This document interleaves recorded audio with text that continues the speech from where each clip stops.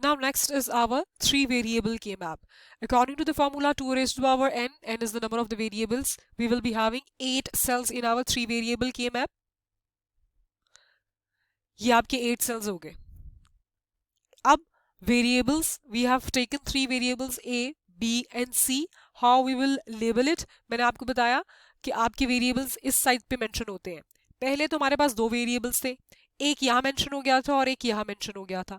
अब आपके पास चूंकि तीन वेरिएबल्स हैं, सो ए मैंने यहां लेबल कर दिया, मैंने लेफ्ट हैंड साइड पे रखा है अपने ए को, एंड बी एंड सी मैंने यहां लेबल कर दिया. आप दूसरे तरीके से भी कर सकते थे, ए एंड बी इस साइड से कर हम लोग लिख देते और सी वेरिएबल हम यहां लिख देते. इसका एक और ऑल्टरनेटिव वे है, वो मैं आपको इस लेक्चर में आगे जाके अभी शो करती हूँ. बट फिलहाल के लिए जो मैंने पोजीशंस ली हैं, मैंने सिंगल वेरिएबल ए इस साइड पे रखा है एंड बी सी बाकी दो वेरिएबल्स मैंने अपने इस साइड पे ले लिए. नाउ ए अकेला लिटरल मैंने इस साइड पे लिखा हुआ है. इस लिटरल की कितनी बाइनरी पॉसिबिलिटीज हो सकती हैं? सिर्फ दो बाइनरी पॉसिबिलिटीज हो सकती हैं. ए कुड बी ईदर 0 और 1. 0 और 1 मैंने यहां लेबल कर दिया. अब B and C variables, there are two variables जो कि इस टॉप साइड पे मेंशन है, कॉलम साइड जो टॉप साइड्स हैं वहां मेंशन है के मैप के.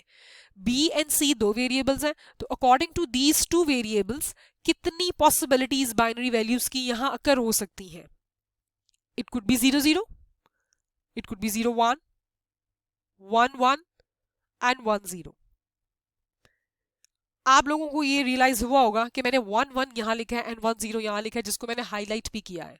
ये बात भी मैं अभी आपको आगे जाके बताती हूँ कि ये मैंने हाईलाइट करके भी इस चीज को इसलिए मेंशन किया है क्योंकि ये चीज हम ऐसे ही करते हैं कॉम्बिनेशन में. 0 0 0 1 1 0 लास्ट पे एंड देन 1 1 यहां. This is the truth table of your three variable. अब ट्रूथ टेबल के साथ हमारी वैल्यूज बिल्कुल एग्जैक्टली मैच होती हैं. कोई भी वैल्यू जो है हमारी a is equal to 0, b equals to 0 and c equals to 0. Truth table की पहली वैल्यू है कि all the variables have a value equals to 0. How we will read the binary value or as well as the terms of your given cell. एक चीज को और ध्यान रखिएगा, ए मैंने यहां मोस्ट सिग्निफिकेंट ही रखना है. क्यों? क्योंकि मेरे टेबल में A is most significant, C is at least significant. तो देखिएगा मैंने सी इस साइड पे लिखा है और ये लीस्ट सिग्निफिकेंट ही रहेगा. The value of a given cell is the binary value of A at the left in the same row. ये देखिएगा, binary value of the cell is left hand side पे raw और raw side पे मेरे पास A है. तो A की raw की left hand side से मुझे A की value मिलेगी and combine it with the value of BC at the top in the same column.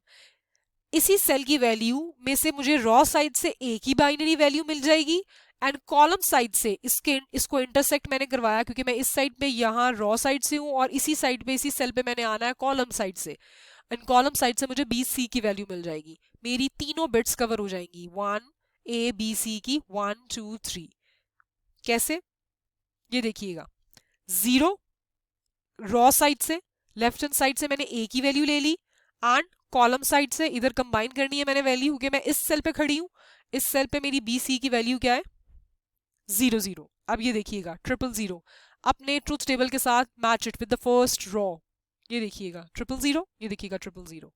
Next, अब मैं इस सेल पे खड़ी हूं. अगर मैं इस सेल पे मौजूद हूं तो सेम प्रोसीजर है बाइनरी वैल्यू या टर्म रीड करने का आपने गिवन सेल की. मैं अब इस सेल पे खड़ी हूं तो इस सेल की value how am I going to read it? A की वैल्यू क्या आ रही है इधर से? 0 रॉ साइड से लेफ्ट हैंड साइड से, देखिएगा ग्रीन 0 आ गई एंड कॉलम साइड से मेरे पास बी एंड सी की वैल्यू आएगी. दैट इज इसी सेल पे मैं अगर खड़ी हूं तो कॉलम साइड से मेरी ये वैल्यू उतरेगी, दैट इज 0 1. नेक्स्ट, अब मैं इस सेल पे हूं, ए की value left hand side row side से आएगी, दैट इज इक्वल टू 0. क्यों? क्योंकि मेरी ये देखिएगा ए मेरा कॉन्स्टेंटली जा रहा है क्योंकि उसकी रॉ ए की रॉ है, ये जा रही है एंड टॉप कॉलम से मैंने बी सी की वैल्यू उतार ली, that is 1 1. Now again I am standing at this cell, मेरे पास ए की value left hand side row side से आ गई 0 एंड कॉलम साइड से मेरी बी एंड सी की वैल्यूज आ गई 0 1 0. ठीक हो गया? अब ये वैल्यूज आप अपने ट्रूथ टेबल के साथ भी मैच कर सकते हैं। देखिएगा 000, 001, 010, जो कि मैंने यहां लिखा है। के मैप पे आप इस तरीके से ही लिखते हैं, 010 बाद में लिखते हैं, 011 ग्रे शेड से ट्रुथ टेबल पे शोन है और ग्रे शेड में ही वो आपके के मैप पे भी शोन है। ठीक है, यही लोकेशन आपकी देखिएगा ये बनती है।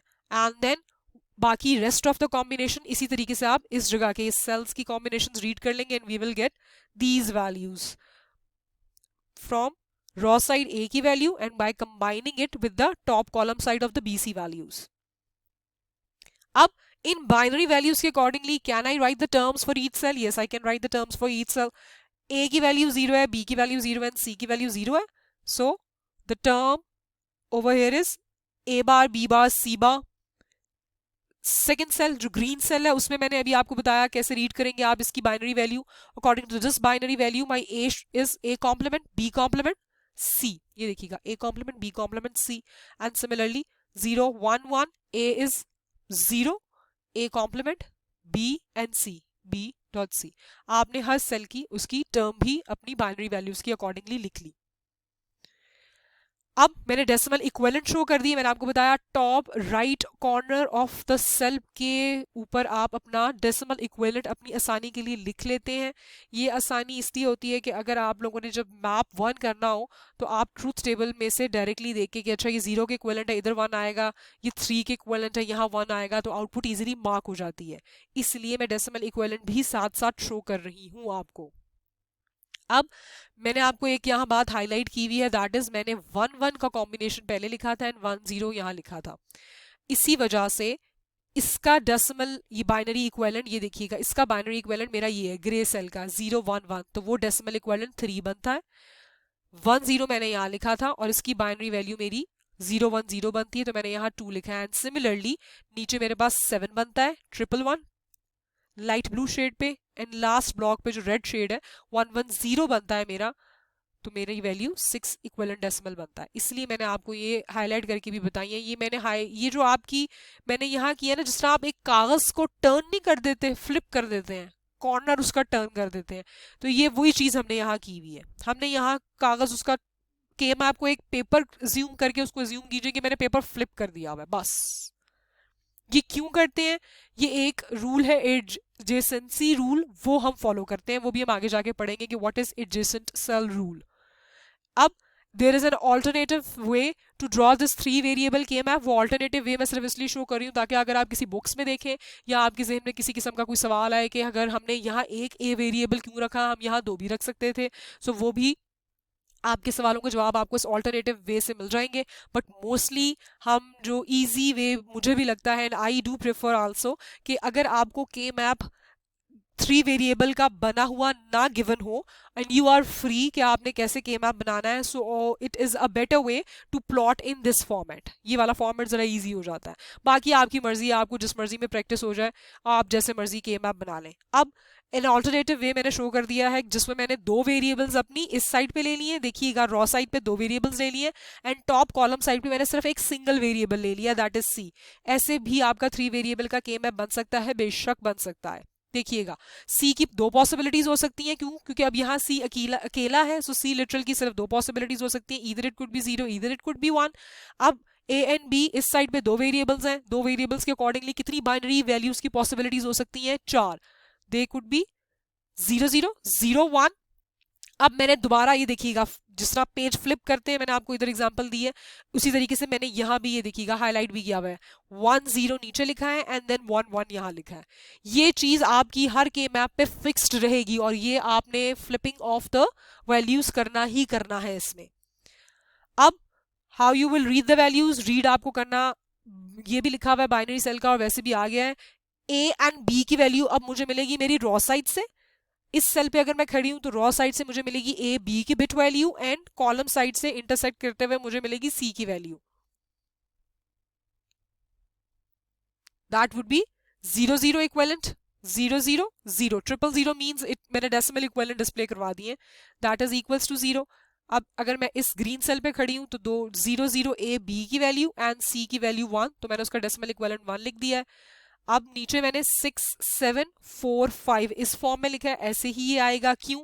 क्योंकि अगर मैंने ये वैल्यूज यहाँ फ्लिप की हैं तो जरा इस बॉक्स पे अगर मैं खड़ी हूँ या इस सेल पे मैं खड़ी हूँ तो रॉ साइड से मैंने रीड किया ए बी की वैल्यू 1 0 एंड कॉलम साइड से मैंने लिया 0 सी। 1 0 0 is equal to my 4 decimal. So मैंने यहाँ 4 लेबल किया है एंड इसी वजह से, इसी फ्लिपिंग की वजह से एक्चुअली ये फ्लिप हो गए हैं। 0 1 2 3 4 5 एंड 6 7। ये जो मैंने फ्लिपिंग की है, ये फ्लिपिंग मैंने आपको दोबारा बता देती हूँ, it is according to the adjacent cell rule, जो कि हम अभी आगे जाके पढ़ेंगे, इसलिए आपने ये फ्लिपिंग करनी है। Now the next is 4 variable K map. According to the 4 variable K map, how many cells we will have? We will have 16 cells in our K map. उसकी शक्ल ऐसी सी होगी। 4 वेरिएबल्स हैं तो वो we can divided very easily. 2 variables इस side पे आ गए, 2 वेरिएबल्स इस साइड पे आ गए, टेकिंग केयर कि मेरा a is most significant and my d is least significant. उसकी वजह, क्योंकि मैं जो binary value of each cell read करती हूँ उसमें फिर मैं वैल्यूज उसी तरीके से फिक्स करवाती हूँ कि a को मैंने मोस्ट सिग्निफिकेंट पे रखा है तो I have to read it first, and सबसे आखिर में मैंने लीस्ट सिग्निफिकेंट d को रखा, I have to read it in the end. Okay, A B 2 variables हैं। How many possibilities? 0 0 0 1। ये देखिएगा फिर से फ्लिपिंग हुई हुई है, हाईलाइट भी हुई हुई है। 1 0 नीचे and 1 1 over here. Next C D इस साइड पे लिखा हुआ है, टॉप कॉलम साइड पे 2 वेरिएबल्स हैं तो how many binary possibilities are expected? 4। 0 0 0 1। अब देखिएगा यहां भी फ्लिपिंग हो गई है, 1 1 1 0। ये देखिएगा, इस आप इसकी अंडरस्टैंडिंग ऐसे ले सकते हैं जैसे आपने पेज को फ्लिप कर दिया और टर्न कर दिया कॉर्नर से, कॉर्नर साइड से एंड कॉर्नर बॉटम से। The value of the given cell is now the binary value of the AB at the left in the same row combined with the value of the CD at the top in the same column. अगर आपने binary value इस पहले cell की मालूम करनी है, so the procedure is again the same. मैं एक सेल करके आपको बता देती हूँ। मैं इस सेल पे खड़ी हूँ तो इसकी वैल्यू मैं कैसे रीड करूंगी? लेफ्ट हैंड साइड से मुझे ए बी की वैल्यू मिल गई। A is my most significant तो पहले ए की वैल्यू आई 0, next is B again 0। Column C D से मैंने इसी सेल पे खड़ी हूं तो कॉलम यही मैच कर रहा है, that is 0 0 C D B 0 0। I have a tetrads 0 over here. ये देखिएगा टेट्राज 0 आ गए। Next I am standing over this cell. इसकी वैल्यू कैसे बाइनरी मैंने रीड की? लेफ्ट हैंड साइड से 0 0 आ गया, 0 0 आ गया एंड टॉप कॉलम से 0 1 आ गया। अब जो मैंने ये टर्न किए हुए, फ्लिप किए हुए, उसमें से एक ब्लॉक ले लेती हूँ। मैंने ये वाला ब्लॉक ले लिया। Suppose I am standing at this cell and I want to know the value 1 1 row side से। इस जगह पे मैं इस सेल पे खड़ी हूं तो रॉ साइड से मैं रीड कर सकती हूँ 1 1 1 1। फर्स्ट 2 1s यहां से आ गए एंड कॉलम इस सेल का कंबाइन करना है मैंने, तो ये कॉलम की रीडिंग इस सेल पे ये आ रही है 1 1। So I have a tetras 1 over here.